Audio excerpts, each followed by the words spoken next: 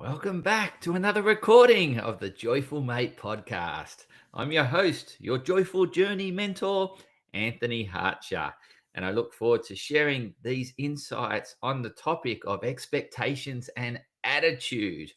Yes, it is really, coming up to, well, we've just had Thanksgiving in the States and we're coming up to Christmas time in Australia.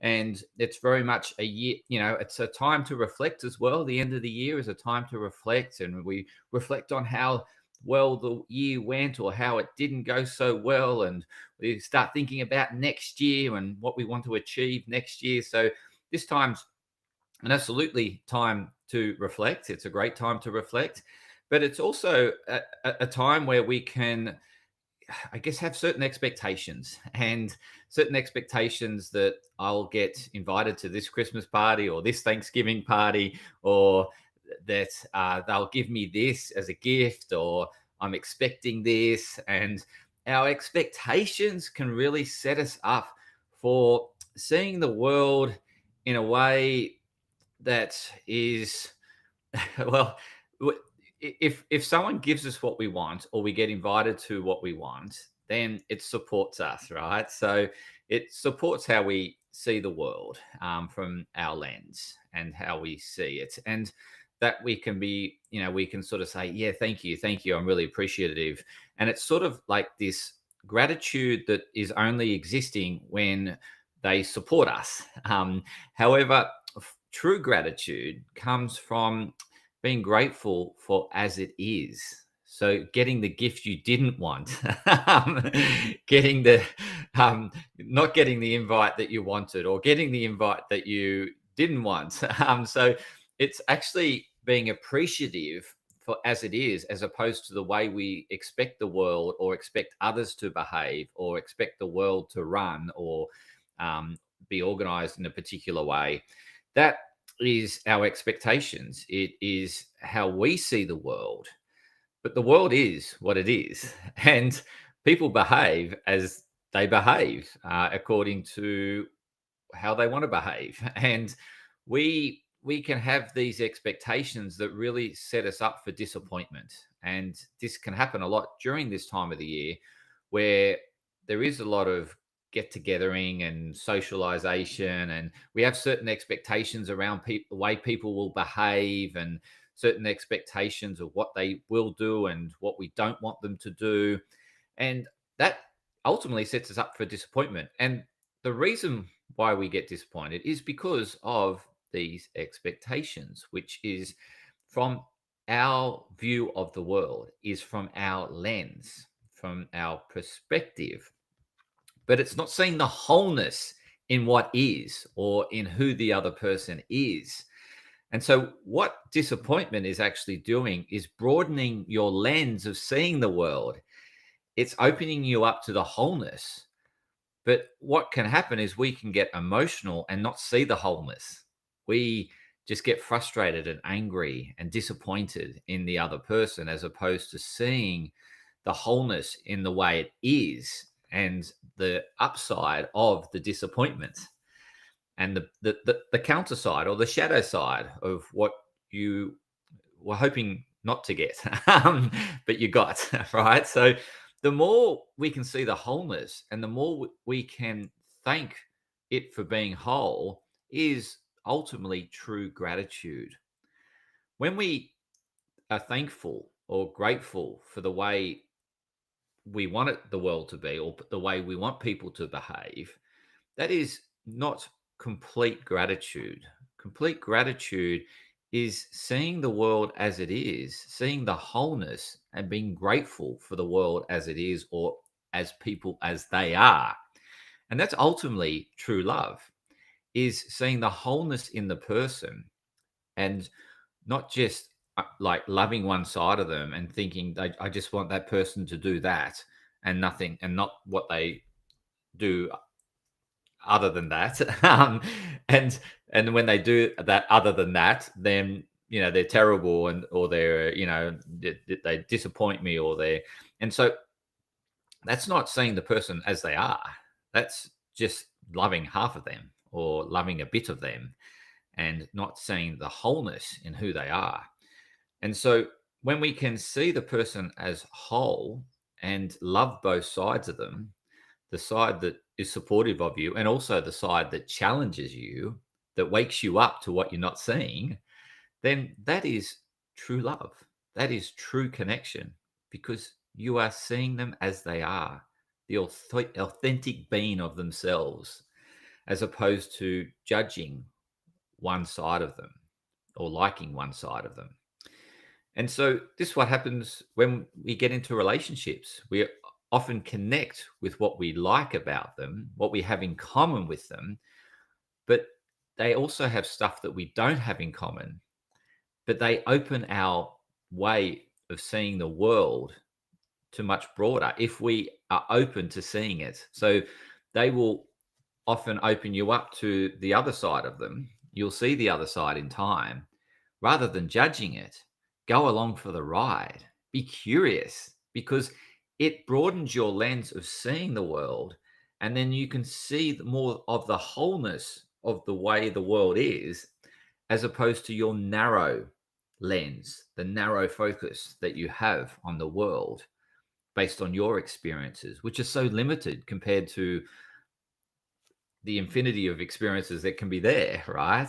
You just have this little 1%, or not even 1%, it's 0.00000001 somewhere percent of seeing what is possible or experiencing what is possible. And so what we want to do is really see that waking, the person waking us up, the side that frustrates them. We want to see that as broadening your perspective on earth, on the world, on other humans, because other humans will also have similarities to what you don't like in that person. And so if you despise it in that person, you'll keep bumping into it throughout your journey on planet Earth, and it will frustrate you. But you can love it as it is, and then it will no longer frustrate you. And you'll keep bumping in to people that carry a similar resembling trait or behavior, and you won't be judging it. You'll see it as it is. You'll see how it serves you, or how it woke you up once upon a time, and you didn't quite. And so when someone has a polarized view, and even if I might not see it exactly how they see it, I lean into that space to better understand how they see it that way.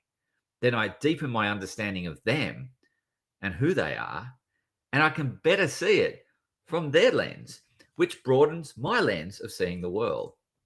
And that opens me up to seeing things as they are and for being able to love people for who they are, no matter what they do, and be able to love everything around about the planet Earth or the universe, because it all has it's completely balanced and completely whole. It's got its, if you want to judge it, a good side and a bad side.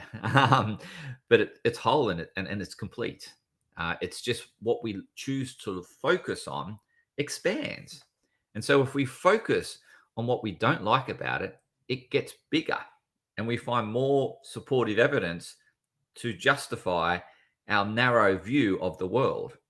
Whereas if we let go of that judgment, we can then start seeing it from a different lens, and we can start seeing it how that serves humankind or planet Earth or the universe. So with this period, be aware of your expectations on others and on expectations of the way things should be according to you. And when you're challenged, it's because that challenge is wanting to wake you up to a broader way of seeing things and to give you greater connection with everyone and everything. So they're not there to disappoint you. They're there to wake you up. They're there to help you find the purpose behind what they do and how they do it. And that broadens your perspective. And therefore, you're no longer emotionally charged about that behavior you see in anyone else doing it. You see it as it is. It's got its good side and bad side if you want to judge it, but it's whole and it's conserved in space and time. It's not going away. So, so during this period, it can be an opportunity to really broaden the way you see the world by not allowing your discontent or dissatisfaction run you, by asking yourself, how is this serving me? How does this benefit me? How does this benefit me to what's important to me? How does it serve me? How does it broaden my lens? You might need to lean into it even more to find the answers, to keep asking why. Be curious. Go on an inquisitive exploration with the person. Go on a dance and tango with them to understand why they think how they think. And the more you understand why, the more you understand their behavior, and the more you understand why they do it. And then how it's opening you up to a whole new world, and then how you can better see the world as it is, and how you can have more love and gratitude as a result of that. So see this time, this season of the year, not as what's going to charge me up emotionally in terms of the people I'm going to run into or the people I have to hang out with at this occasion.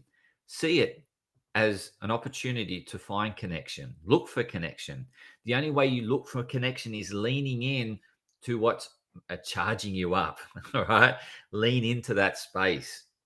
You'll broaden your perspective, increase your awareness, you'll gain a better understanding, and you'll see them as they are and see the wholeness in it, as opposed to getting worked up and just judging it and dismissing it and getting frustrated and then keep running into it in other people that remind you of that person. So you don't want to live a life like that where you're constantly running away from things or fighting things.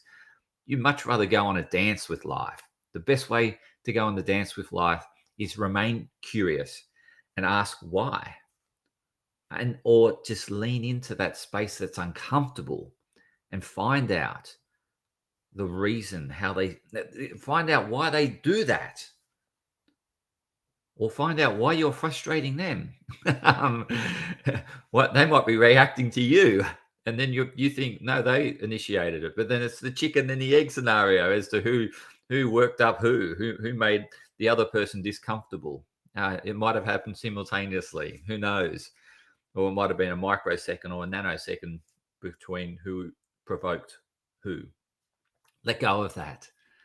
Lean into the uncomfortable, embrace it, grow with it. It's a chance to connect. So these points of disconnection are actually an opportunity to connect deeper with you, and connect deeper with the other person, and connect deeper with life. So lean into the uncomfortable, embrace it, grow with it, and transcend your initial judgment of it. So if you like this episode and you want to help other people see the world as it is and love one another as they are, please share it with others.